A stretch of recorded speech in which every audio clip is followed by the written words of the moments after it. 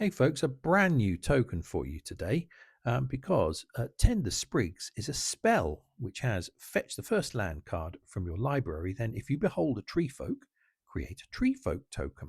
Isn't that exciting? Um, but more exciting than that is there's one other card that makes a Treefolk token. So let's have a look at that. And there it is, Sapling Nursery, which has Affinity Forest. And then when this support enters the board, create a Treefolk token. And then Landfall, create a Treefolk token. And then boo, this effect can trigger only once per turn. We hate you. And then Mana Field, exile this card. If you do, Treefolk creatures you control gain shield counter 2. That's a bit of a rubbish thing, isn't it? Because you want this on the board, even if you can only make one Treefolk per turn with a bit of landfall. At least it's there doing something. Yeah, not sure how I feel about that. Anyway, this is from Lorwyn Eclipsed. There are just these two cards that make our Treefolk token.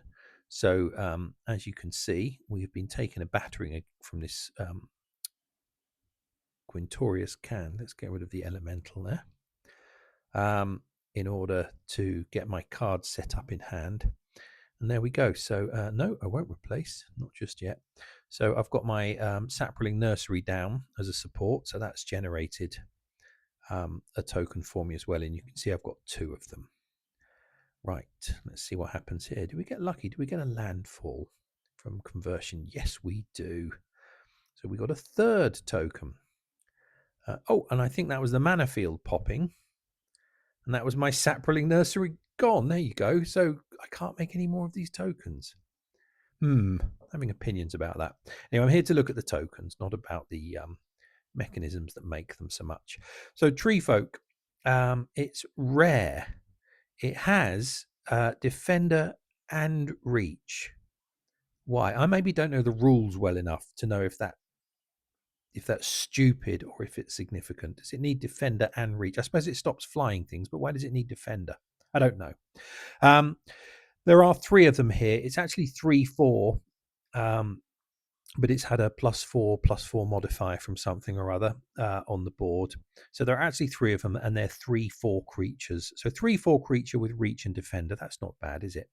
And they're green and have the creature type Treefolk, which means they get, as you can see, prevent damage from our Treefolk Protector creature, which is pretty neat. Let's have a look at the artwork. That's a bit of a hodgepodge of nonsense going on, isn't it? Oh, I get it. The blue feet. Right. Okay. This is the Reach in action. That's the blue feet of some big bird or something trying to land on it. And its Reach is grabbing it. Should be chucking a brick with its Defender as well, but it doesn't. Oh, there we go. I get that. Bit strange. This is by Jeff Laubenstein, who's quite interesting.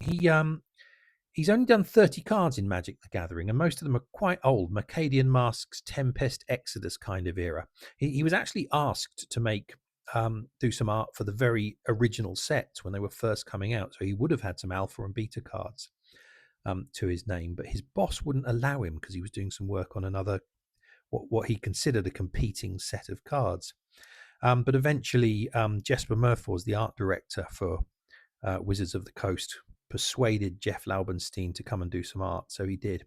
And he's only done 30 cards. He did all those early cards in the sets I mentioned, and then nothing for 20 odd years. And then blam, he's come in and done 3 Lorwyn Eclipse cards. So he's done the Omni Changeling, the Chomping Changeling, and this Treefolk token. And we have all of these in Magic Puzzle Quest. And he has his own wiki page, which is where I got all of this information. There we go. Better than knowing things, isn't it? That's the Treefolk token.